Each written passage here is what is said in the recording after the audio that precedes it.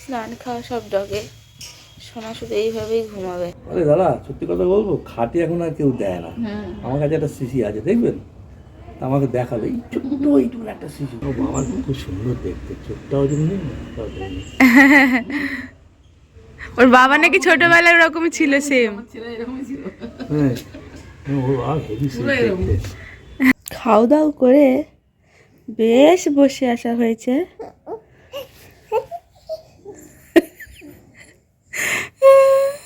দেখি, এদিকে দেখা। বাবাই, বাবাই রে, এদিকে দেখা। আমি তো আছি, দুষ্ট করব। শোনা বাবা, গুড মর্নিং।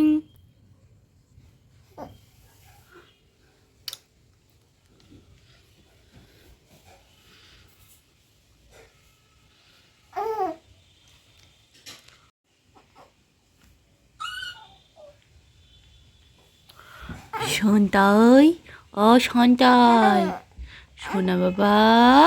ও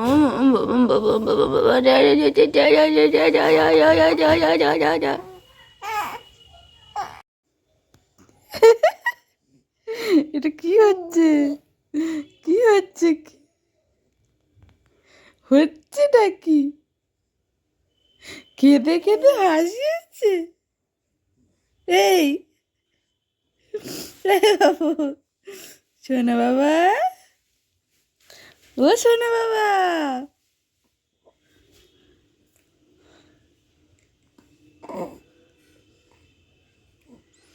তুমি কেঁদে কেঁদে হাসছো?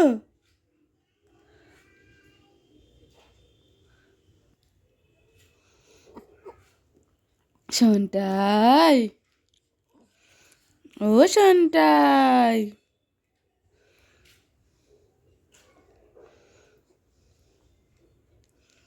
ধাপ্পা, ধাপ্পা, টুকি।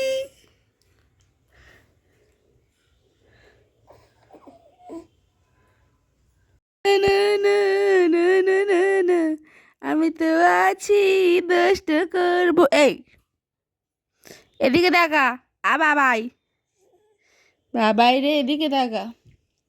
আমি তো আছি, দুষ্ট করব। দুষ্ট কে করবে? দুষ্ট করবে কে? দুষ্ট করবে কে?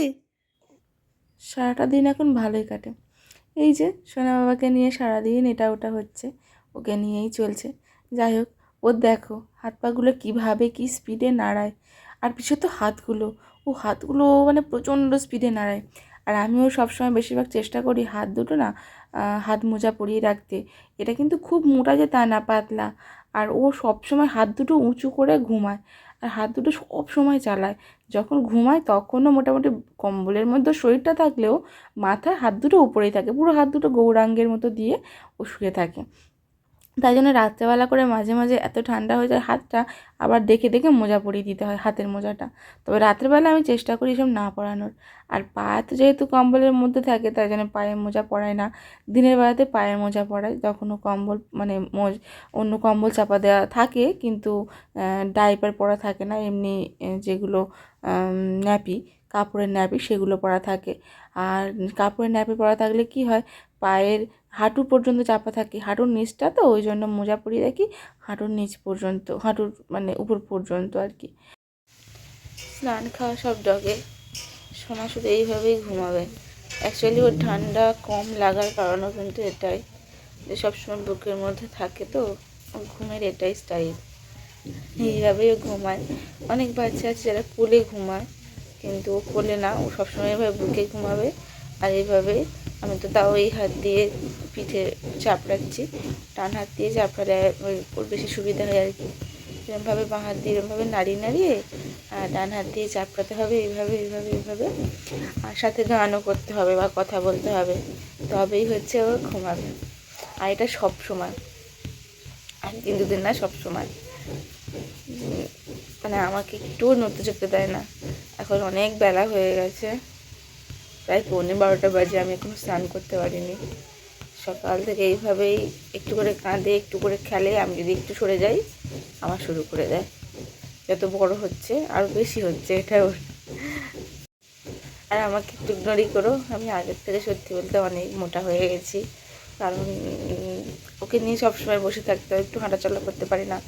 আর যেহেতু ও ব্রেস্ট ফিড করে, তো ওই জন্য আমি যে কিছু নিজের জন্য ভাববো সেটুকু আর হয় না।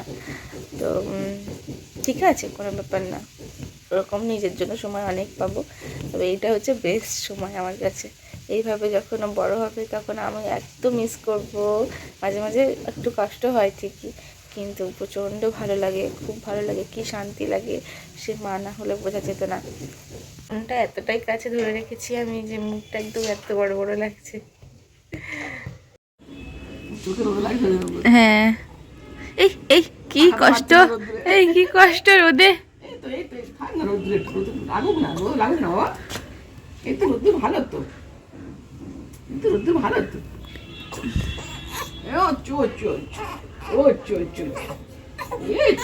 আচ্ছা আচ্ছা আচ্ছা, রোদ্রে বসবে না, বসবে না। এই দেখ কই রে।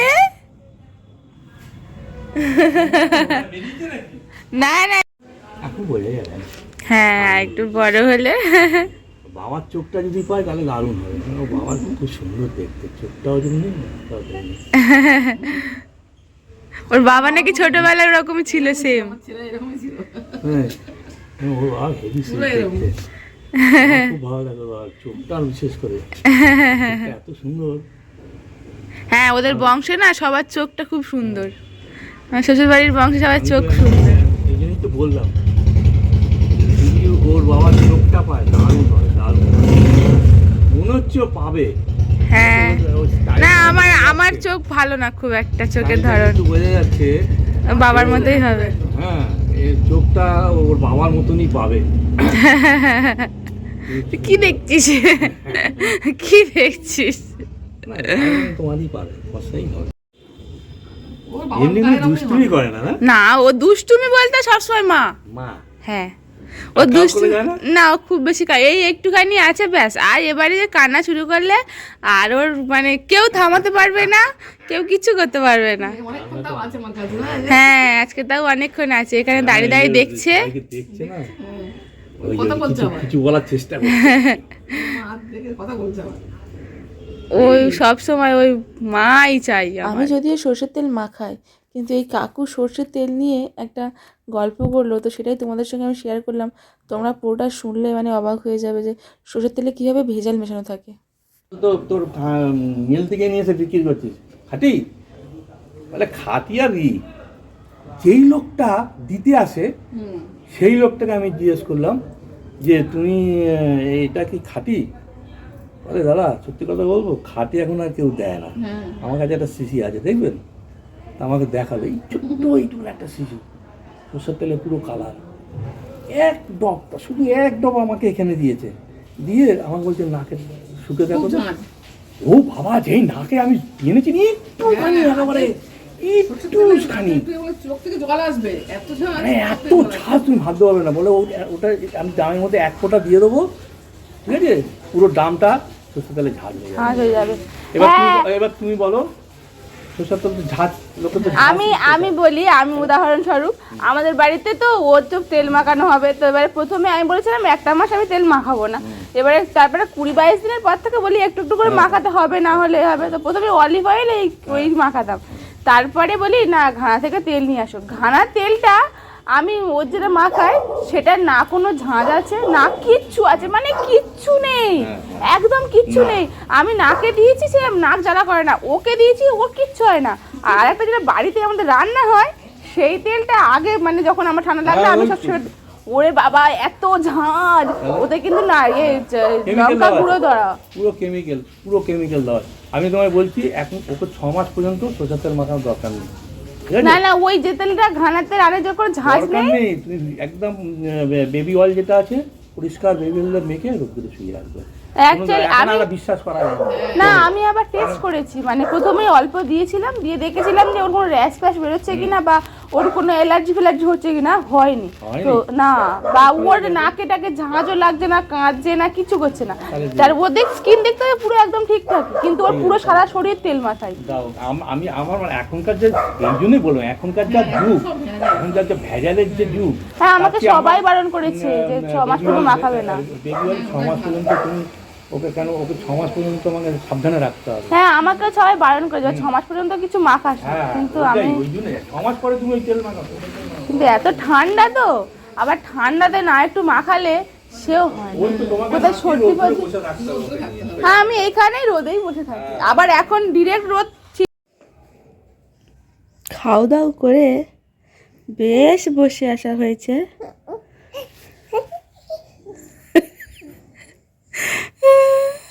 দেখি দুধু খেতে হলে রে।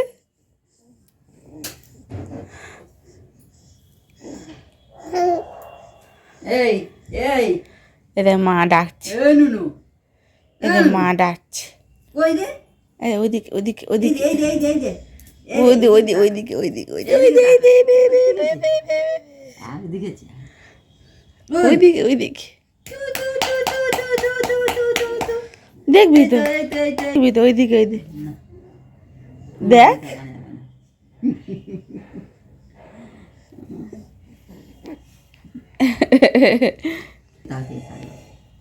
একদিকে তাকিয়ে দেবে এদের ওইদিকে ওইদিকে ওইদিকে ওইদিকে ওইদিকে ওইদিকে এই নুনু নুনু নো নো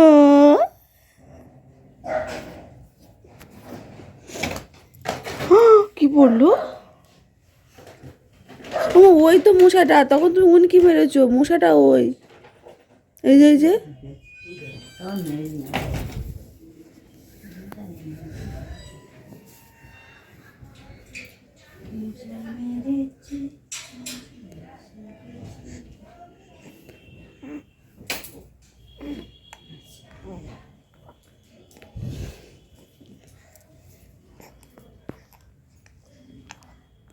এ গরু ছন্তা বাবা, ও ছন্তা বাবা, ছন্তা বাবা, ও ছন্তা বাবা, ছন্তা বাবা, ও ছন্তা বাবা, তুমি এখন নতুন নতুন মুখে গাঁজা তোলা শিখেছ, গাঁজা তোলা শিখেছ? ছন্তা বাবা, তুমি গাঁজা তোলা শিখেছ?